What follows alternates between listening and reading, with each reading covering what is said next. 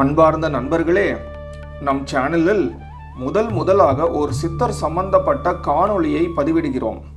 கும்பகோணத்திற்கு அருகில் இருக்கும் வலங்கைமான் தாலுகாவில் அமைந்துள்ளது இந்த அழகிய கிராமம். இதன் பெயர் சாந்தவெளி. இயற்கையின் எழில் கொஞ்சும் இந்த கிராமம் பல அதிசயங்களுக்கு இருப்பிடமாகும். தமிழ்நாட்டை பற்றி சொல்லும் பொழுதே திருமூலர் திருமந்திரத்தில் குறிப்பிடுகிறார், தமிழ்நாட்டிலே சித்தர் பலர் உண்டாம் என்று.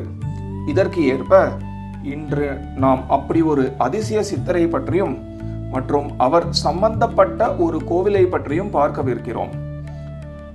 இந்த சித்தர் 1918 திருவனந்தபுரத்தில் பிறந்துள்ளார். இவரின் இயற்பெயர் சக்கரவர்த்தி ராகவ ஐயங்கார் என்பதாகும். பின்னர் இவரே காரை சித்தர் என்று அழைக்கப்பட்டார். இவரின் சொந்த ஊரோ குடமுருட்டி ஆற்றின் கரையில் உள்ள நாகரசம்பேட்டை என்பதே.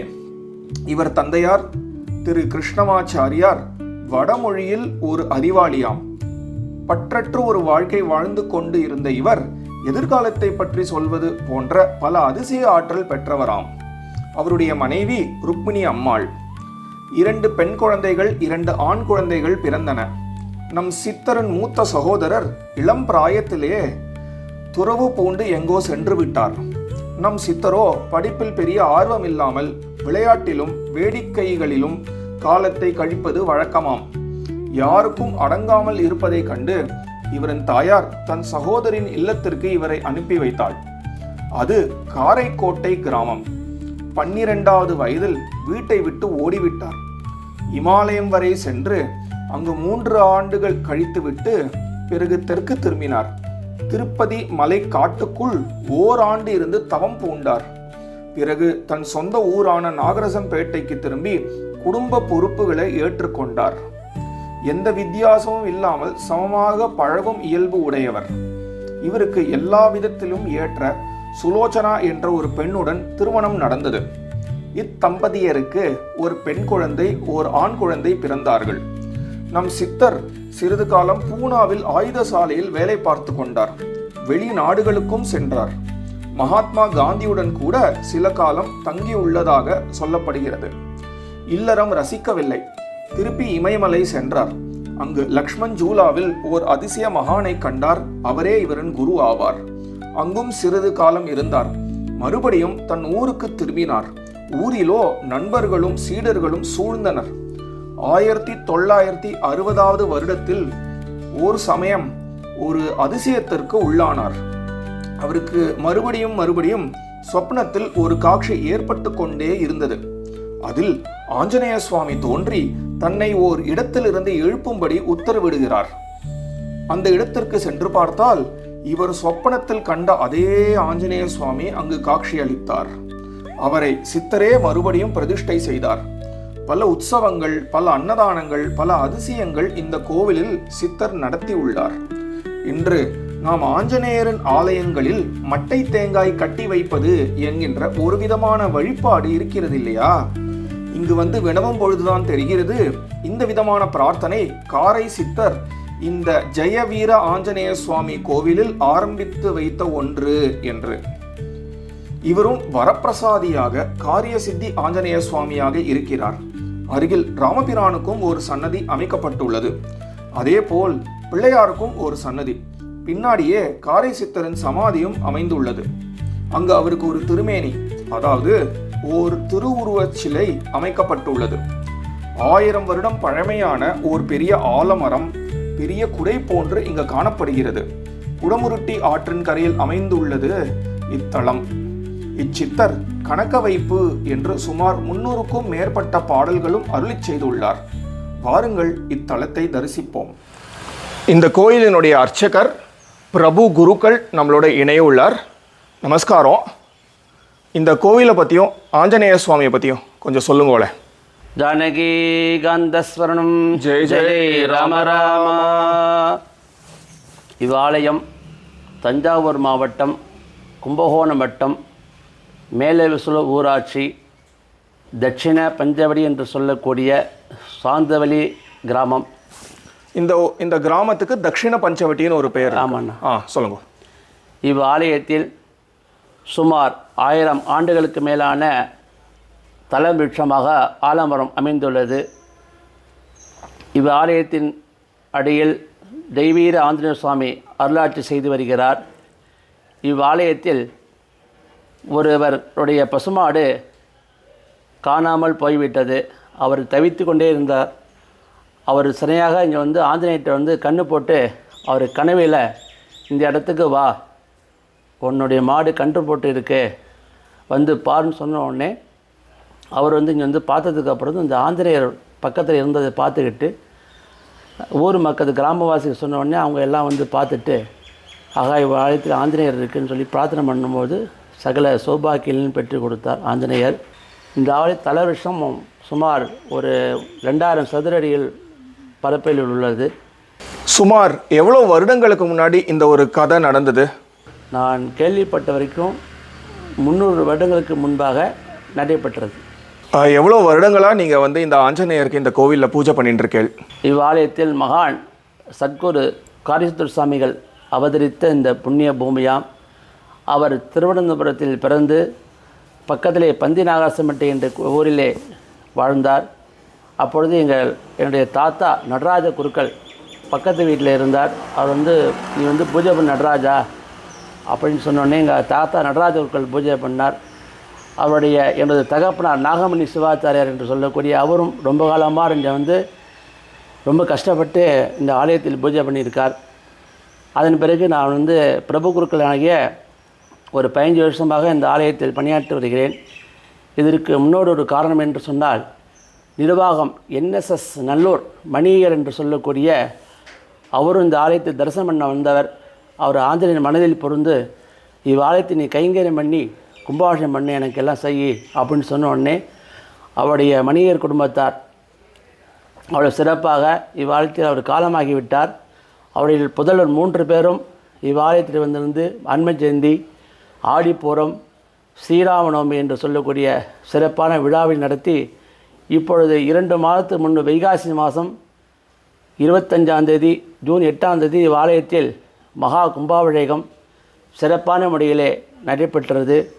ஆகையால் கிராமவாசிகளும் பக்தகோடி மையன்பர்களும் இவ்வாலயத்தில் சனிக்கிழமை தோறும் அமாவாசை தினத்தன்றும் பிரார்த்தனை செய்து கொள்ளுமாறு அன்போடு வேண்டி விரும்பி கேட்டுக்கொள்கிறோம். இந்த ஆலயத்துக்கு ஆஞ்சநேயரை சேவிக்கிறதுக்கு நிறைய பக்தர்கள் எல்லா பிரதேசங்களிலும் வரா அப்படின்னு கேள்விப்பட்டேன். அதுவும் சனிக்கிழமை தோறும் ரொம்பவே அதிகமான பக்தர்கள்லாம் வரார்கள் அப்படின்னு கேள்விப்பட்டேனே. அவர்களுடைய பிரார்த்தனையை ஆஞ்சநேயர் தீர்த்து வச்சார். அது மாதிரி நிறையா கதைகள் உங்களோட பகிர்ந்துருந்திருப்பார்கள். அதை பற்றி ஏதாவது சொல்ல முடியுமா? சொல்கிறேண்ணே. 23ஆவது வருஷம் இவ்வாலயத்தில் அமெரிக்காவிலிருந்து ஒரு பக்தர்கள் வந்தார். அவருக்கு குழந்தை பாக்கியம் வரம் இல்லை.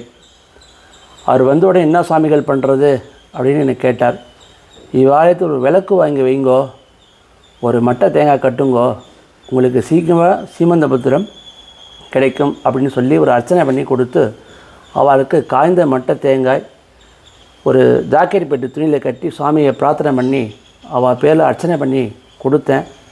அவள் போய் 1 மாதத்துலேயே எனக்கு ஒரு ஃபோன் மூலியமாக தகவல் கொடுத்தார், கொஞ்சம் நற்செய்தியை கொடுத்தார். ரொம்ப சந்தோஷப்பட்டேன். அது வீட்டில் சுவானம் பண்ணாமல் இருக்கா அப்படின்னு சொல்லி ரொம்ப சந்தோஷமாக இருந்தது. உடனே 1 வருஷத்துலேயே ஒரு ஆண் குழந்தை பிறந்து அவள் சௌரியமாக இருக்கார். சுவாமிக்கு வருஷம் தோறும் சிறப்பு அபிஷேகம்லாம் செய்து கொண்டு இருக்கிறார். அவர் ஒரு பக்தர்.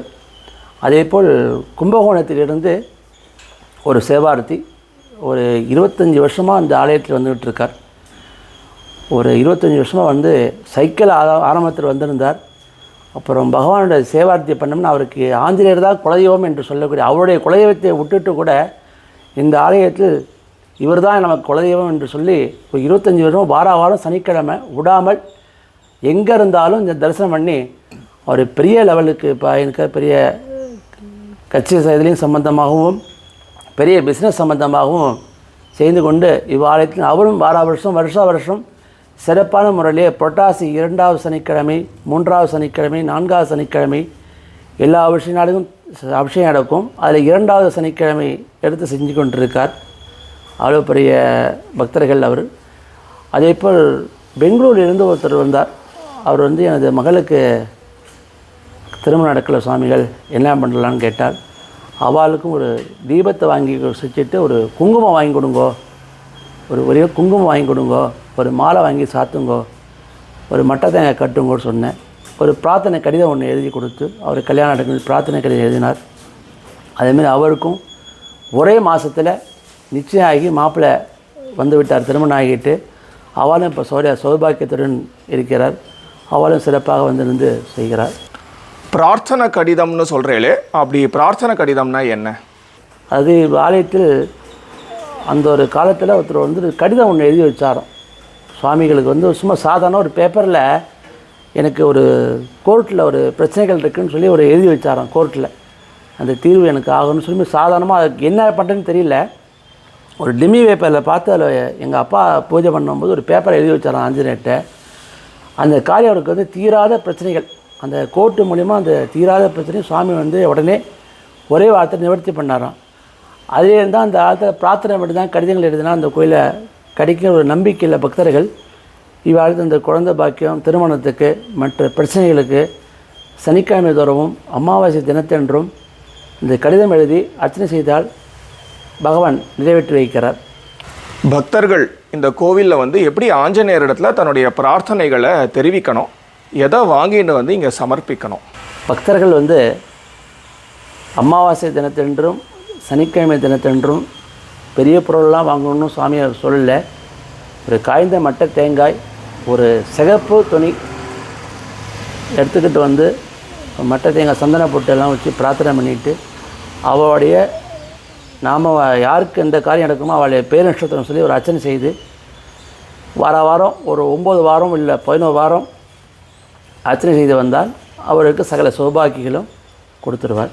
நான் கும்பகோணத்துலேருந்து இங்கே சனிக்கிழமை தோறும் சாந்தவெளி ஆஞ்சநேயர் கோயிலுக்கு வர்றது உண்டு.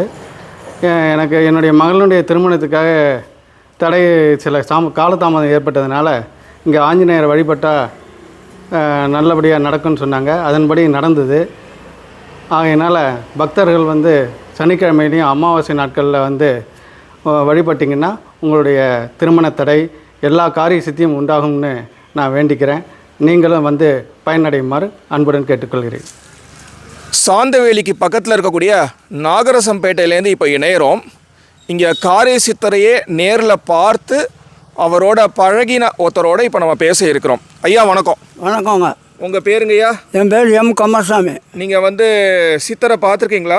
எங்கள் ஓடுறாங்க இங்கே பழகி இருக்கோம், பார்த்துருக்கோம். அவரோட இணைஞ்சு கோயிலுக்கெல்லாம் போயிருக்கோம். நாசம்பட்டிலேருந்து இங்கே திம்முன்னு நாங்கள் எல்லோரும் போய் கோயிலில் சாமி கும்பிடுவோம், பாலம் போடுவோம், அந்த கோயிலுக்கு வேண்டிய இதெல்லாம் செய்வோம்.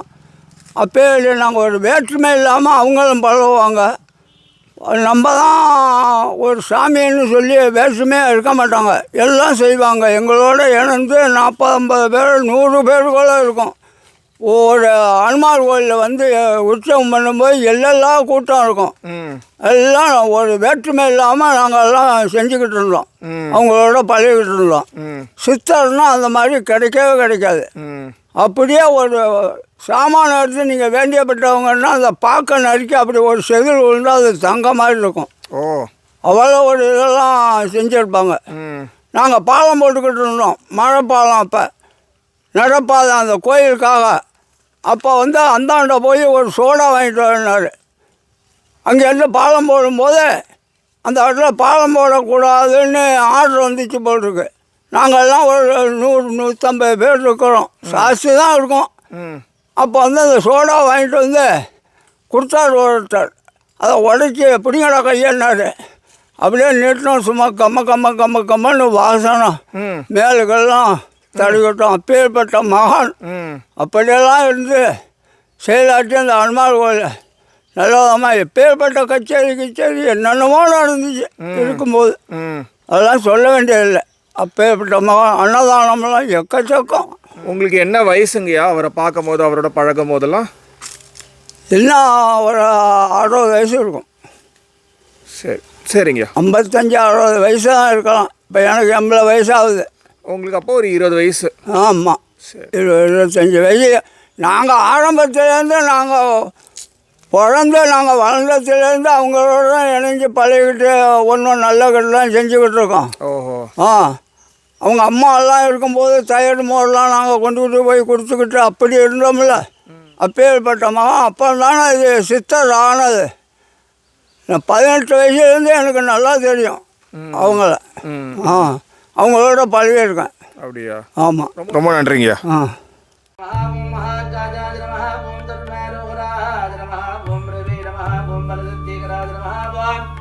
சர்வ வித்யா